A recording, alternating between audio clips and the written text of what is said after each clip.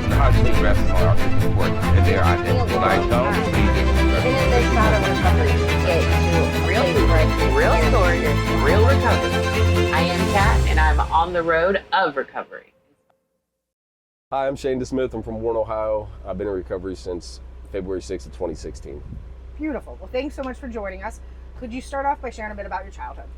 Yeah, so actually, like I was telling you before the interview, I grew up, there's a house probably 150 yards from here that I grew up in. Early on in childhood, Dad left me and my little brother, so we were young. We were living in the hood of Warren, and it was just Mom and me and little brother, and there were some Arab stores down the road, and my mom would go there to get her cigarettes and stuff like that, and she ended up getting with the gentleman who owned the Arab stores, and they ended up getting married. He moved us out of West Lawn right over here, and so early on in childhood, I never really wanted for anything. We had money, but what I also realized was, looking back on it, that money didn't necessarily make us happy, because our family was always in some type of dysfunction. Mom struggled with alcoholism for a really long time, and Dad worked a lot. He was an Arab gentleman, and that's what he did. He went to work, and he provided for the family financially, and that was his job, you know. Mom didn't too much like that. She was always sort of chasing him around and stuff, and they had a plethora of children when they got married. So I'm one of 8, and I was the oldest in the household. So it was pretty much me and brothers and sisters, and we used to go nuts over there. Yeah. Probably very fun. Yeah. But a lot of responsibility? A ton of responsibility. Absolute ton of responsibility. So how did you let loose as a teenager? Started drinking. Okay. Yeah. So fast forward, I'm 13 years old, and there was a buddy of mine that lived down the road, and there's a warehouse behind that house over there, and we had it fully stocked. My dad owned probably 20 stores or 30 stores from Youngstown and Cleveland and Warren, and the warehouse was fully stocked, and sometimes just for a real quick second there would be alcohol in there, and me and a buddy of mine got some of the alcohol. My mom caught us actually, and she said, and I think her plan was like, okay, I'm gonna get this kid super drunk, he's gonna puke, he's gonna be miserable, and he's never gonna want to do it again. The problem with that is it backfired, and I continued drinking throughout the night as she was passed out on the garage floor. So So you could drink from a very early age. And what it did for me was, and I'm a member of a fellowship, and what I heard for years and years was that it would make when they felt that effect, it would make them feel like they fit in. And not that I'm any better or any worse than anybody, but it didn't do that for me. What it did for me was it made me feel like I didn't have no responsibility. And it was like, wow, I don't have to worry about Mom, I don't have to worry about brothers and sisters. All I got to worry about is drinking. Yeah. And that was a pretty good trade for me at that age. But once the other substances took control, it's a whole different story. So let's talk about that. How did your disease progress? So probably maybe slowly at first, I guess. Although I can say the drinking was, I never was a 6-pack guy. It was always 30 packs. So I guess that was pretty rapid. At the age of 20, I smoked crack one time for 10 years. That's when everything went bad. Yep. So that initial use of crack, you were off to the races. Yep. So can you talk about how that happened? It was just, hindsight is, when I drank, it would take a few beers, and slowly I'd start feeling that no responsibility, and that, okay, and when I first did crack, it was like immediately, like like nothing else mattered. And not that it was even like a great feeling, I guess, because it was so, because it didn't last very long. But I think that's the danger of it. Yes. Because it's like, holy crap, that felt amazing. Like it wouldn't matter if you were kidnapping my kids, I wouldn't care. It doesn't matter, right? But then 5 minutes later, I'm like, holy crap, now I have to think about somebody just kidnapped my kid. That's too much to process. I need some more crack. Right. Then I don't have to think about it again. More things happen, need more.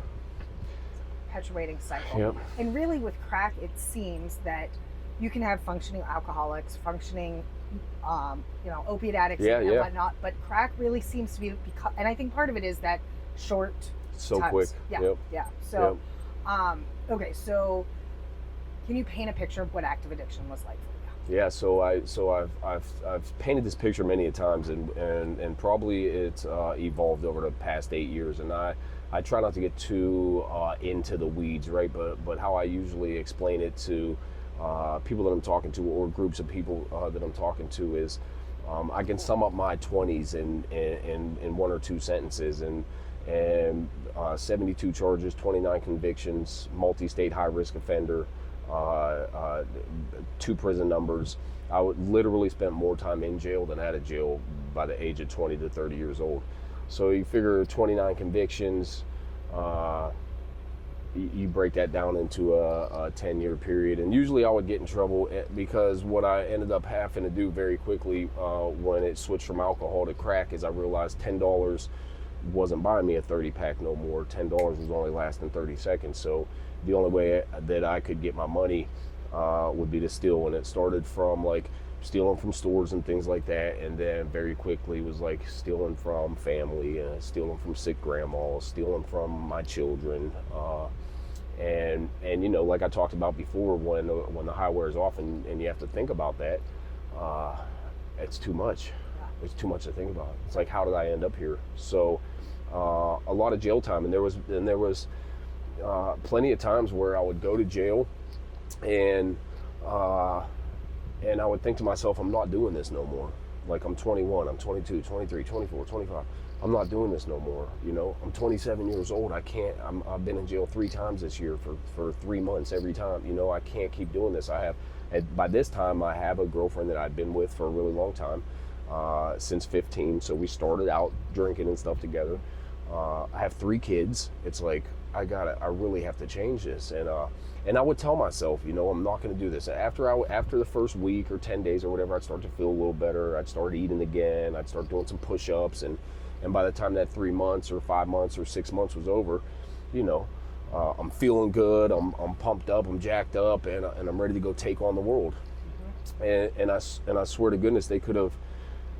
And I talk about this sometimes in groups. They could have hooked me up to a lie detector test and said, Shane, when you leave here, are you going to go get high? And I would have said, absolutely not.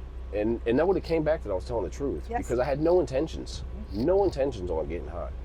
But what happened was they would let me out the door, and I'd be standing there at downtown Warren. And I'm standing there and I'm going, all right, I got to get home. How am I going to get home? I got to go to see my probation officer tomorrow. I got to get a job. I got to get a job to start paying these probation fees and stuff. Plus, I got to start being a better dad and a better boyfriend or husband.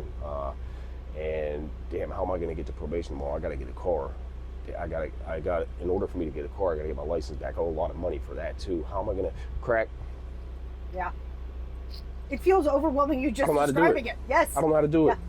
Wow. So, okay, let's get into the good stuff here soon. So, what happened that you decided? What happened in 2016 that?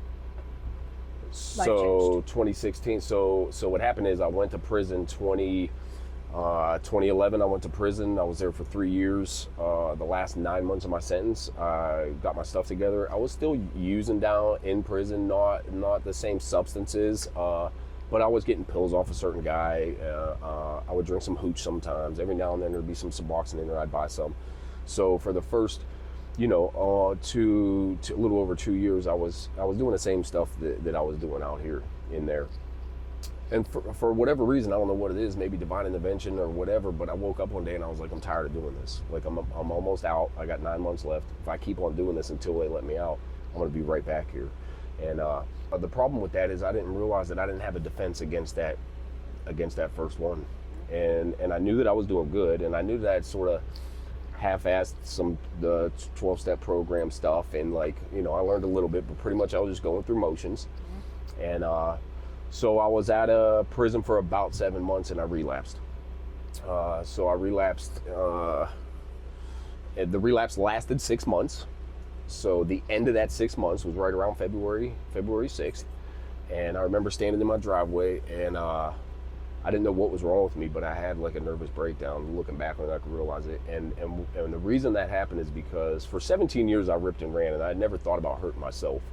And things had been dark. And I maybe thought about hurting somebody else, but I'm not going to hurt myself. And I was standing in my driveway and I thought to myself that my wife would be better off without me. My kids would be better off without me. Society in general will be better off without me. And I'm just going to get a gun and go down by the river and blow my head off. And What like a I thought that. place. Yeah. And the thing about it is and maybe you can I'm the type of addict or alcoholic, like I get a thought in my head and I do it. I don't think about the consequences. So I knew when I had that thought, like I'm in trouble because like I'm gonna do this. Yes. And I lost it. And I remember my wife, she had like 4 years sober by this time. She got sober when I was in prison. She maintained her sobriety. And I remember her coming out and saying, like, what is wrong? Like, what is wrong with you? I'm like a child, you know, I'm 170 pounds. I got pick marks all over my face. And I'm on the driveway just bawling like I'm gonna do something, like I don't know what to do. And she called her sponsor and put me on the phone with her sponsor. And she said, get your ass down to this treatment center. And somehow I ended up there. And so I made a deal with myself. I think there was some kind of, not that I believed in a higher power at that time, but something. And I was like, you know what, I'm not gonna fight anything. Whatever they tell me to do, I'm gonna do it. And if they tell me to go dig a hole and sit in that hole for 30 days and it'll help me stay sober, then that's what I'm gonna do. And I just did whatever they told me to do. And the crazy thing is, it worked. So going to meetings every day, I probably did, I'd say 90 and 90, but it was probably more than that. I mean, I lived at the sober house. Literally 3 buildings down was the recovery place, the meeting place. And I basically would wake up, do my chores and stuff at the house and walk right over there, and then I'd be there all day. And the cool thing about that was the support that I had built was probably, what I realized early on was that everybody wasn't for me necessarily in AA. I didn't have a lot of things in common with some of the people, but there were a few guys that were just like I was. And they drank how I drank and used how I used and recovered how I recovered, and I stayed around them guys. So I get sober, we get in a new relationship, have a couple more kids. I'm working in treatment. I started working in treatment when I had a year sober. And I know like that now, you know, I'm 41 years old now, so, you know, I'm 38 or 39 or 37 years old, and I'm like, all right, I'm getting older. I haven't worked my whole life. I have to figure out a career. Like, yeah, being a CDCA in a treatment center is cool or whatever, but that's not gonna, you know, I'm not gonna retire from that. And so I'm driving. So one day I leave the house, or I'm coming home from work or something, and I stop in Eastern Gateway, downtown Youngstown. It's a community college. I go, hey, I was thinking about coming back to school, because I'm thinking if I can get some letters behind my name, then I can still work in the field, but I can make more money, make a career out of it. And I said, I was thinking about coming back to school. I said, I got my GED in the county jail. I haven't been to school since I was 15. And they said, oh yeah, cool. Here, sit down and take these couple tests and blah, blah, blah. And we do some stuff. I'm down there for a couple hours. I don't really know what the heck's going on. And then they're like, okay, classes start, you know, August 18th or whatever. And I'm like, what? And they're like, yeah, you're enrolled. Like, here's your schedule. And I was like, holy crap. And I remember I remember walking in the house, and my wife's like, hey, how's it going? I was like, I'm a college student. And she was like, what? and the crazy thing is, I didn't even believe it was happening. And then one day I'm sitting in this auditorium and I got a cap and gown on, and I'm like, holy crap. And like my wife and my sister's up top, and I was like, holy crap, I did it. And then so then I did it, and cool, I have a bachelor's in social work now. Doesn't mean nothing really to me, because I'm not the whole purpose of that is to be licensed, right? So I got to go take this LSW test. Right.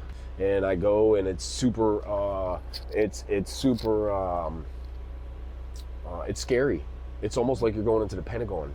And they're like, take your glasses off, put them on this thing. We got to make sure there's no recording devices, empty all your pockets, all this stuff. Take your watch off, all this stuff. And then, like, that's not intense already. Once you do all that, you walk 10 feet and they go, stop, take your glasses off again, put them on this thing. And I'm like, what could I have possibly done? But they're strict. Yeah. So I sit down, I start taking the test. I'm like quarter way through. I know I failed. There's no way in heck I'm getting this right, because there's 2 right answers for every question. I'm good at what I do. I know that I know this, but what answer did they want? And not what I think should happen. There's not a ton of information on a lot of the questions, so it's almost like, wow, I need a lot more information to actually make a decision here. And then I got done with the test, and I walk out, and I told the lady, they give you your results right then. And I said, I failed, didn't I? And she goes, that's between you and the board. And I was like, oh shit, I failed. And she handed me the paper upside down, and I kept it upside down, and I walked out. And I walked almost all the way out of the building before I flipped it over, and I did it just real quick. And I was like, holy shit, I think it said passed. Oh yes. And it was passed, and it was Yeah. passed, and I was like, oh my gosh, I freaking did it. That's when it like became real to me. I was like, holy crap, I'm a licensed social worker. From a no good criminal scumbag like to I'm a licensed social worker today. Yeah. Always possible. Very cool. Last question then is, when you're having struggles, what is that cliche or words of wisdom that you lean into? There's a phrase in the big book. It's probably the most powerful phrase in the whole book, in my opinion, and it says, we've ceased fighting anyone or anything. And whenever I start feeling like stuff isn't going the way I think it should, or I should have got that promotion quicker, or I should have, whatever the situation is, I got to remind myself to stop fighting it. And the doors that have been opened since I've got sober, and the quote unquote miracles that have happened in my life, I gotta, if I don't believe now that this thing works, I don't know what more would ever take. So I just know sometimes I gotta slow down. I gotta stop fighting. Just keep doing what I'm doing, and everything's gonna work out exactly how it should. Beautiful. Well, thank you again so much. This has been incredible, and you are a true inspiration. Thank you. I mean, Thank it's you. awesome.